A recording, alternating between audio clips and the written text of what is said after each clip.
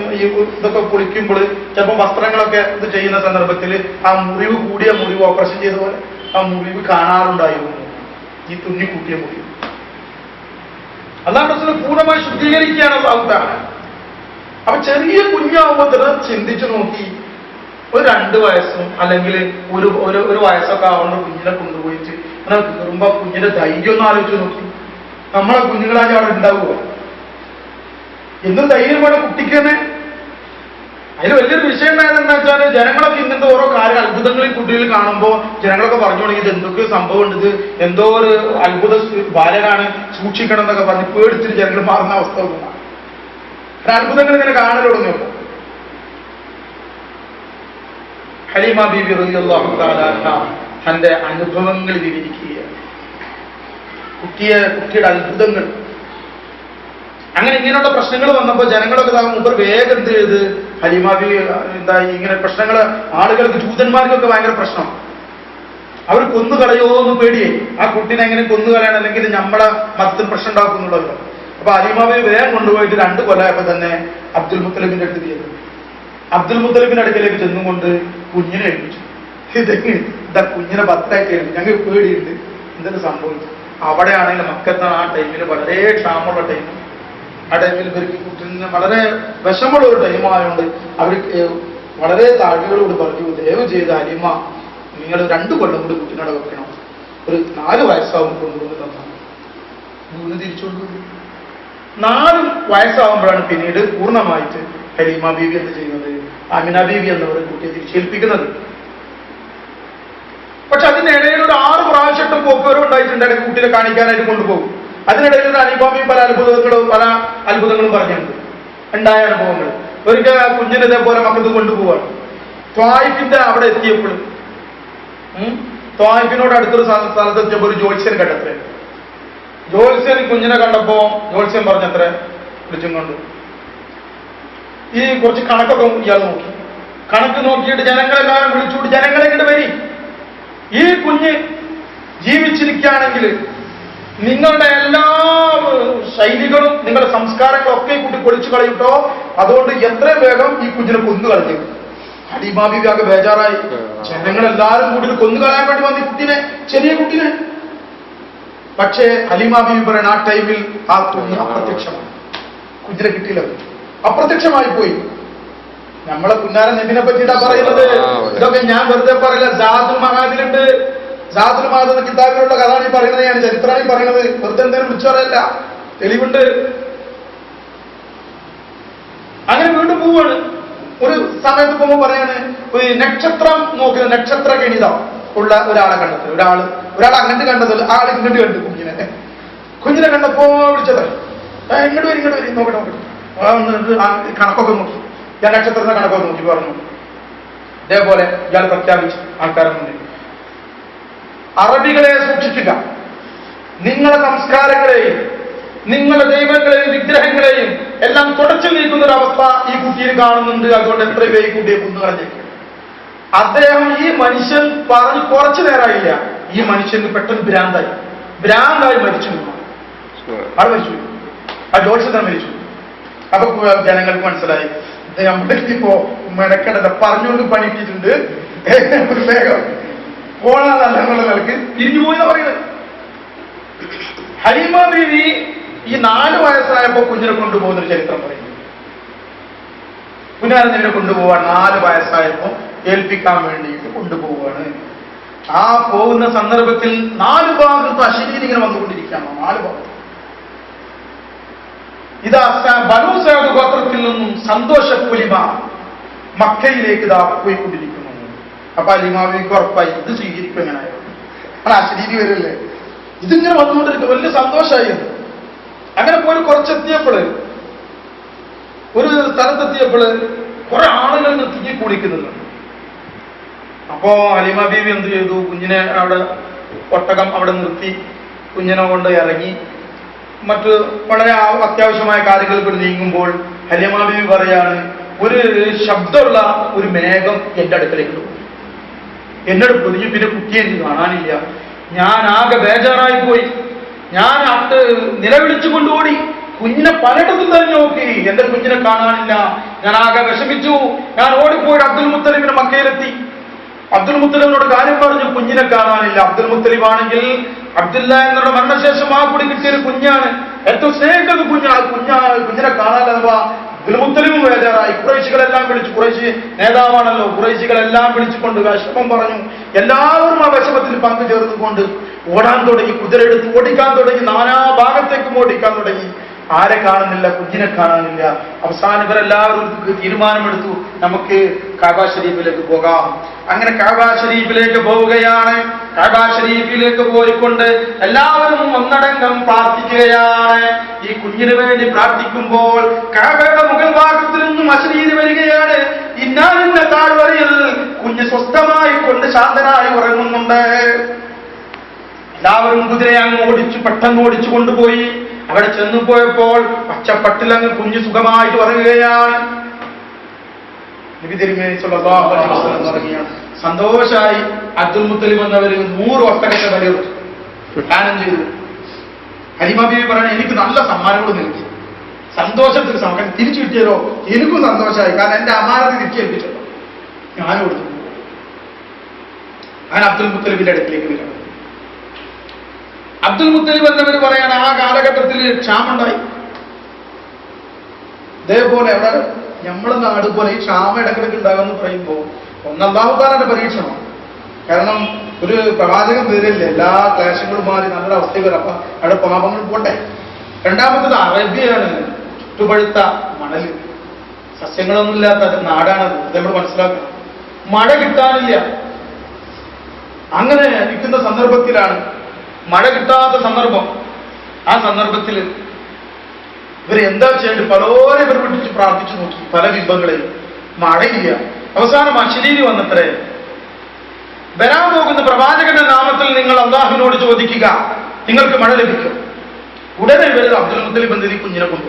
അബ്ദുൽ മുത്തലിബിന് കുറെ അത്ഭുതങ്ങള്, ഓർമ്മ ചെറിയ ചെറിയ ചെറിയ കുറെ ആ അത്ഭുതങ്ങള് നമ്മുടെ മനസ്സിലുണ്ട്.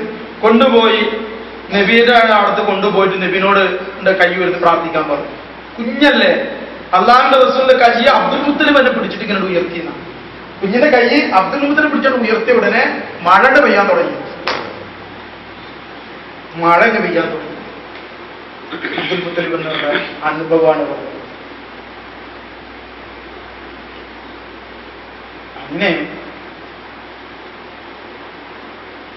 നബി സല്ലല്ലാഹു അലൈഹി വസല്ലം തങ്ങൾ കുറച്ചു കാലം കൂടി അബ്ദുൽ മുത്തലിബിന്റെ സംരക്ഷണത്തിൽ അങ്ങനെ വളർന്നു. കുറച്ച് അബ്ദുൽ മുത്തലിബിന്റെ ഭരണത്തിൽ ഇതിൽ തന്നെ വളർന്നു. സമയം എല്ലാവർക്കും ഉണ്ടാവല്ലോ, ജനിക്കുക മരിക്കുക എല്ലാം ഉണ്ടാവും. റസൂലുള്ളാഹി സ്വല്ലല്ലാഹു അലൈഹി വസല്ലം 6 മാസം 6 വയസ്സായപ്പോൾ, ചില റിവായത്തിൽ 4 വയസ്സിൽ നിന്നുണ്ട്, ചിലർ 12 വയസ്സിൽ നിന്ന്, പല റിവായത്തുണ്ട്. പക്ഷെ ബലമായ അഭിപ്രായം 6 വയസ്സുണ്ട്. ആമിന ബീവി റളിയല്ലാഹു തആല അൻഹ റസൂലുള്ളാഹി സ്വല്ലല്ലാഹു അലൈഹി വസല്ലം തന്റെ ഭർത്താവായ അബ്ദുല്ല എന്നവരുടെ ഖബർ സന്ദർശിക്കുവാനും കുടുംബക്കാരുമായി സഹവസിക്കാനും പോയി പോവാണ്. മദീനത്തിൽ പോവാണ്. കാരണം അബ്ദുല്ല എന്നവരെ മദീനത്ത് മരണപ്പെട്ട് അവിടെ തന്നെയാണ് മറവ് ചെയ്തത്. അങ്ങനെ അവിടെ പോയി ഖബർ ഉപ്പാന്റെ റസൂലുള്ളാഹി ഉപ്പാന്റെ ഖബറുടെ സന്ദർശിച്ചു, സിയാറത്തൊക്കെ ചെയ്തു. കുടുംബങ്ങളില് ഒരു 2 മാസത്തോളം കുടുംബങ്ങളിൽ താമസിച്ചു. അതിന് തിരിച്ചു വരുമ്പോൾ അബവാ എന്ന സ്ഥലത്ത് വെച്ച് രോഗം ബാധിച്ചു. രോഗം ബാധിച്ച് അബവാ എന്ന സ്ഥലത്ത് വെച്ചുകൊണ്ട് ആമിന ബീവി റളിയല്ലാഹു തആല, നമ്മൾ ആമിന ബീവി റളിയല്ലാഹു തആല അൻഹ എന്ന് പറയുമ്പോൾ ചില ആളുകൾ, ഞാൻ ചില പ്രസംഗത്തിൽ കേട്ടിട്ടുണ്ട്, ചില ആളുകൾ ആമിന ബീവി എന്ന് പറയുമ്പോഴും മുണ്ടൂല, അബ്ദുല്ല എന്ന് പറയുമ്പോഴും മുണ്ടൂല. കാരണം അവരൊക്കെ നരകത്തിലാണെന്നാണ്. നിങ്ങൾ ചിന്തിച്ചോക്ക്, അതാണ് റസൂലിന്റെ മാതാപിതാക്കൾ നരകത്തിൽ പോവുമോ? അവരൊക്കെ കാഫിരീങ്ങളാണെന്നാണ് അവർ പറയുന്നത്. നമ്മൾ റളിയല്ലാഹു പറയുന്നത് വെറുതെ ഒന്നല്ല, അതിനൊക്കെ തെളിവുകളുണ്ട്. മഹദിയായ അസ്മാ ബീവി റളിയല്ലാഹു തആല പറയുകയാണ്, ആമിന ബീവി വഫാത്താവുന്ന സന്ദർഭത്തിൽ ഞാൻ അവിടെ ഉണ്ടായിരുന്നു. ഇത് വലിയൊരു ഇതാണ്. ആമിന ബീവി വഫാത്താവുന്ന സന്ദർഭത്തിൽ ഞാൻ അവിടെ ഉണ്ടായിരുന്നു. അപ്പൊ കുഞ്ഞായ ഈ മുഹമ്മദ് നബി സല്ലല്ലാഹു അലൈഹി വസല്ലം കുഞ്ഞായിരിക്കെ, കുഞ്ഞാണ്, 6 വയസ്സിലായിട്ടുള്ളൂ. 6 വയസ്സുള്ള കുട്ടിയെന്നൊക്കെ പറഞ്ഞ എത്രയായിരിക്കും? നമ്മുടെ മുനിപാടൊക്കെ അത്ര ഉണ്ടാവും. ഈ കുഞ്ഞ് ഉമ്മയുടെ തലപ്പത്തിൽ ഇരിക്കുന്നുണ്ട്. കുഞ്ഞ് ഉമ്മായുടെ തലപ്പത്ത് തന്നെ ഇരിക്കുന്നുണ്ട്. ഉമ്മായുടെ തലയുടെ അടക്കുണ്ട്. ആമിന ബീവി ഇവിടെ കിടക്കുക. മരണാസന്നമായപ്പോൾ ആമിന ബീവി കുഞ്ഞിന്റെ മുഖത്തേക്ക് നോക്കി. എന്നിട്ട് കുറച്ച് ബെയ്ത്ത് പാടി, കുറച്ച് ഈരടികൾ പാടി. അതിനുശേഷം പറഞ്ഞു, ജനിച്ചവർക്കെല്ലാം മരണമുണ്ട്, എല്ലാം പുതിയതും പഴയതാണ്. പക്ഷേ ഞാനിതാ മരിക്കുന്നു. എന്റെ നാമം എപ്പോഴും വാഴ്ത്തപ്പെടും. കാരണം ഞാൻ വളരെയധികം ഉന്നതനായ ശ്രേഷ്ഠനായ ഒരു കുഞ്ഞിനെയാണ് പ്രസവിച്ചത് എന്ന് പറഞ്ഞുകൊണ്ട് അത്ര ആമിന ബീവി മരിച്ചത്. അപ്പൊ ചില മഹാന്മാർ പറയുന്ന ആ റിവായത്തിൽ നിന്ന് ആമിന ബീവിക്ക് അറിയാമായിരുന്നു നുബുവത്ത് വരും എന്നൊക്കെ. അപ്പൊ തന്നെ വരാൻ പോണെന്ന് അദ്ദേഹം അവര് വിശ്വസിച്ചിരുന്നു. ഇനി അതുപോലെ വേറെ റിവായത്ത് പറഞ്ഞുതരാം. ഹജ്ജത്തുൽ വിദാണ്. ഹജ്ജത്തുൽ വിദാ റസൂലുള്ളാഹി സ്വല്ലല്ലാഹു അലൈഹി വസല്ലം ആദ്യത്തെ അവസാനത്തെ ഹജ്ജാണ്. വഫാത്താണ് തൊട്ടു മുന്നേ. ഹജ്ജത്തുൽ വിദാഇന്റെ സമയത്ത് ആയിഷ ബീവി റളിയല്ലാഹു അൻഹ പറയുകയാണ്, ഞാനും പ്രവാചകനും കൂടി വരികയാണ് മദീനത്തിൽ. ജുഹൂൻ എന്നുള്ള സ്ഥലത്തെത്തിയപ്പോൾ ഈ റിവായത്ത് ശരിക്കും മനസ്സിലാക്കിച്ചു. അല്ലാഹുവിന്റെ റസൂൽ വാഹനപ്പുറത്ത് നിന്ന് ഇറങ്ങുകയാണ്. അങ്ങനെ ഒരു സ്ഥലത്ത് ഇരിക്കുകയാണ്. ഇരുന്നു കൊണ്ട് തേങ്ങി തേങ്ങി കരയുകയാണ് അല്ലാഹുവിന്റെ റസൂൽ. ആയിഷ ബീവി റളിയല്ലാഹു അൻഹ പറയാണ്, ഞാനും കരഞ്ഞുപോയി അല്ലാഹുവിന്റെ റസൂലിനെ കരച്ചിൽ കണ്ടുകൊണ്ട്. എന്താണെന്ന് എനിക്കറിയില്ല, പക്ഷെ ആ കരച്ചിൽ കണ്ടുകൊണ്ട് എത്ര വ്യസനത്തിലാണല്ലോ കരയണത്. ഞാനും കരഞ്ഞുപോയി. എന്റെ കരച്ചിൽ വല്ലാതെ ഓവറായപ്പോൾ അല്ലാഹുവിന്റെ റസൂൽ പറഞ്ഞു, അടങ്ങി നിൽക്ക് എന്ന് പറഞ്ഞു. ഞാൻ അടങ്ങി നിന്നു. പിന്നെയും കുറെ നേരം അല്ലാഹുവിന്റെ റസൂൽ അവിടെ ഇരുന്നു. കുറച്ചു കഴിഞ്ഞപ്പോൾ അല്ലാഹുവിന്റെ റസൂല് പുഞ്ചിരി തൂകിക്കൊണ്ട് എന്റെ അടുക്കിലേക്ക് വന്നു. ഞാൻ പറഞ്ഞു, അല്ലാഹുവിന്റെ ദൂതരെ, തങ്ങൾ എന്തിനാണ് കരഞ്ഞത്? എന്തിനാണ് ഇരുന്നത്? എന്താണ് പിന്നീട് പുഞ്ചിരിച്ചത്? അല്ലാഹുവിന്റെ റസൂൽ സ്വല്ലല്ലാഹു അലൈഹി വസല്ലം പറഞ്ഞു, ആയിഷ, ഞാൻ ഇരുന്നത് എന്റെ ഉമ്മായുടെ കബറിടത്തിൽ ഇരുന്നുകൊണ്ടാണ് ഞാൻ കരഞ്ഞത്. ഒരു സന്ദർഭത്തിൽ എനിക്ക് സിയാറത്തിന് അനുവദിച്ചിരുന്നു അല്ലാഹുവിന്റെ റസൂൽ ഹദീസിൽ ആശയാണ് പറയുന്നത്. ഒരു സന്ദർഭത്തിൽ സിയാറത്തിന് അനുവദിച്ചിരുന്നു, പക്ഷേ ഇസ്തിഗ്ഫാർ ചെയ്യാൻ അനുവദിച്ചില്ല. ഞാൻ ഉമ്മയുടെ കബറിനടുത്ത് കരഞ്ഞു. അല്ലാഹു തആല ദുആ ചെയ്തു, എന്റെ ഉമ്മയെ ഹയാത്താക്കി തരാൻ വേണ്ടി ദുആ ചെയ്തു. അല്ലാഹു തആല എന്റെ ഉമ്മയെ ഹയാത്താക്കി തന്നു.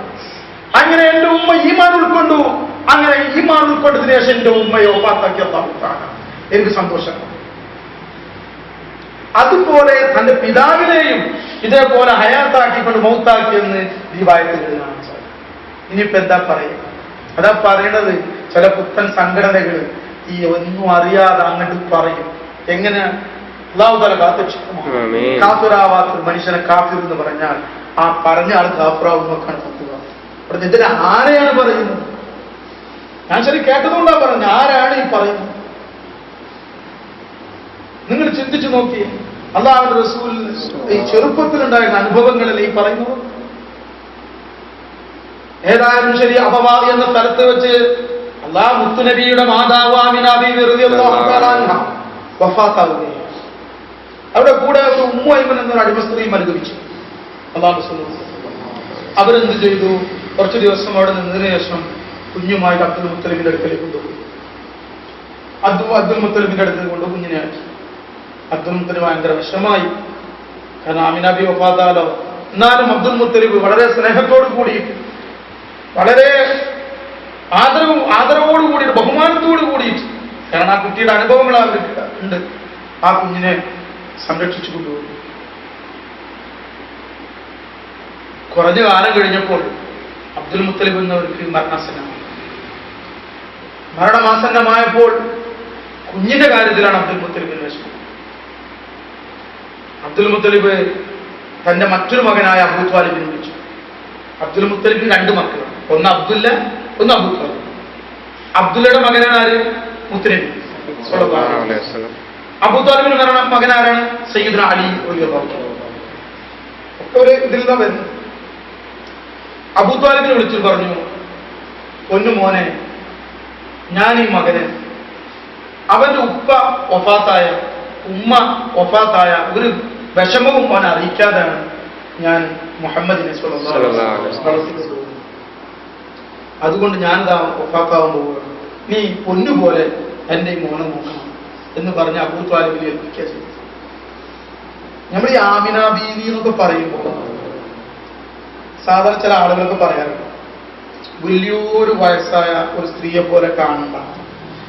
ആമിന ബീവി എന്ന് പറയുന്നത് ഏറ്റവും സുന്ദരിയായ ഒരു സ്ത്രീ ആയിരുന്നു. വഫാത്താവുന്ന 22 വയസ്സിലാണ്. റസൂലുള്ളാഹിന്റെ ഉമ്മ വഫാത്താവണത് 22 വയസ്സിന് ഉമ്മ വഫാത്താവാണ്. ചിന്തിച്ചു നോക്കിയേ. അപ്പൊ ആ ഉമ്മയുടെ ആ പ്രായം എത്ര വയസ്സിലാവും? അല്ല, ആ വയസ്സിന് നമ്മുടെ മനസ്സിലൊന്ന് ഇത് കൂട്ടി ആ പ്രായം. അധികം തടിയില്ലാത്ത, എന്നാൽ വളരെ മെലിയാത്ത, ഒത്ത ശരീരമുള്ള ആ ഒരു സ്ത്രീ 22 വയസ്സിൽ വഫാത്താവുമ്പോഴാണ് സന്തോഷത്തോടെ മരിക്കുന്നത്. ഞാൻ നല്ലൊരു മകനെ പ്രസവിച്ചുള്ളത്. അപ്പൊ ഉപ്പയാണെങ്കിലും 19 വയസ്സിൽ വഫാത്താവും, ഉമ്മയാണെങ്കിലും 22 വയസ്സ്. അപ്പൊ കുഞ്ഞിന്റെ അവസ്ഥ നല്ല, ആ കുഞ്ഞിനെ വളർന്നത്, ഈ കുഞ്ഞിനല്ലേ പിന്നീട് മുശ്രിക്കുകൾ എങ്ങനെയൊക്കെ നോക്കി, വേറെ ജൂതന്മാർ പാറക്കല്ല് കൊണ്ടിട്ട് കൊല്ലാൻ ശ്രമിച്ചില്ലേ, എന്തൊക്കെ നോക്കി കുഞ്ഞിനെ, എങ്ങനെയാണ് കുഞ്ഞ് വളർന്നു വന്ന് ചിന്തിച്ചു നോക്കണം. അങ്ങനെ അബൂ ത്വാലിബ് എന്നവരെ ഏൽപ്പിക്കുകയാണ്.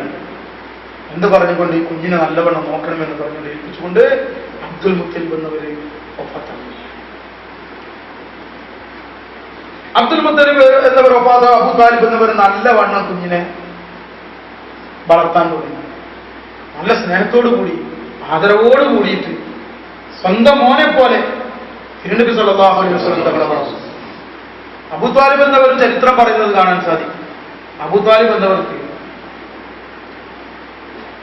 വീട്ടിൽ നല്ല പട്ടിണിയായിരുന്ന ടൈമായിരുന്നു. അല്ലാഹു റസൂലിനെ ഏറ്റെടുക്കുന്നു, വീട്ടിൽ കൊണ്ടുവരുന്നു. വളരെ പട്ടിണി, ഭക്ഷണമില്ല, വെള്ളമില്ല. അല്ലാഹുവിന്റെ റസൂൽ വന്നതോടുകൂടി ബർക്കത്ത് വരാൻ തുടങ്ങി. ചില സന്ദർഭത്തിൽ കുറഞ്ഞ ഭക്ഷണം ഉണ്ടാവും, കുറെ ആളുകളും ഉണ്ടാവും. അല്ലാഹുവിന്റെ റസൂൽ എന്ത് ചെയ്യും? എത്രയോ കുഞ്ഞാട്ടാ, കുഞ്ഞ് അല്ലാഹുവിന്റെ റസൂലിനെ വലുതായിട്ടില്ല. ഈ കുഞ്ഞ് എന്ത് ചെയ്യും? തന്റെ പരിശുദ്ധ കരം ആ ഭക്ഷണത്തിൽ ബിസ്മില്ല എന്ന് പറഞ്ഞു. എല്ലാവരും വയറ് നിറക്കുന്നു, എല്ലാവരും തൃപ്തിയാവുന്ന വിധത്തിൽ വിഷമമാണ്. ഇങ്ങനെയാണ് അവസ്ഥ. അല്ലാഹുവിന്റെ റസൂൽ അബൂ ത്വാലിബ് എന്നവരുടെ കാലഘട്ടത്തിലും ഒരിക്കൽ മഴ കിട്ടാത്ത അവസ്ഥ ഉണ്ട്, വെള്ളം കിട്ടുന്നില്ല, ആറ് ബുദ്ധിമുട്ടുള്ള ടൈം. ഇതേപോലെ പലരോടും പ്രാർത്ഥിച്ചു, ഒരു രക്ഷയില്ല. അവസാനം അറബികൾ ഖുറൈശികൾ എല്ലാവരും കൂടിയിട്ട് പറഞ്ഞു, നമുക്കൊരു കാര്യം ചെയ്യാം, ഇന്നാണ് പ്രാർത്ഥിച്ചിട്ട് ആ കുട്ടീനെ കൊണ്ട് പ്രാർത്ഥിച്ച ഉത്തരം കിട്ടിയിട്ടുണ്ട്, നമുക്ക് ആ കുഞ്ഞുമായിട്ട് പോകാൻ പറ്റും. അങ്ങനെ അബൂ ത്വാലിബ് എന്നവര് കുട്ടിയുമായിട്ട് നമ്മുടെ നബി കുഞ്ഞായിരിക്കുമ്പോൾ സല്ലല്ലാഹു അലൈഹി വസല്ലം 9 വയസ്സ് ആയിട്ടില്ല പോകുന്നു. ആ സന്ദർഭത്തിൽ വിളിച്ചു, മോനെ നീ ഒന്ന് പ്രാർത്ഥിക്കണം കഅബ ശരീഫിൽ പോയിട്ട്. അങ്ങനെ അല്ലാഹുവിന്റെ റസൂൽ പോയി കഅബ ശരീഫിൽ പോയിട്ട് അല്ലാഹുവിന്റെ റസൂൽ നിന്നു. എല്ലാ ഖുറൈശി പ്രമാണിമാരും കൊണ്ട് പ്രമുഖരുണ്ട്. അല്ലാഹുവിന്റെ റസൂൽ പ്രാർത്ഥിക്കല്ല ചെയ്തത്, അല്ലാഹുവിന്റെ റസൂൽ കുഞ്ഞിക്കാരം ഉയർത്തി, വിരലുകൾ ഉയർത്തി, ഇങ്ങനെയാക്കി മേഘം മഴ വർഷം.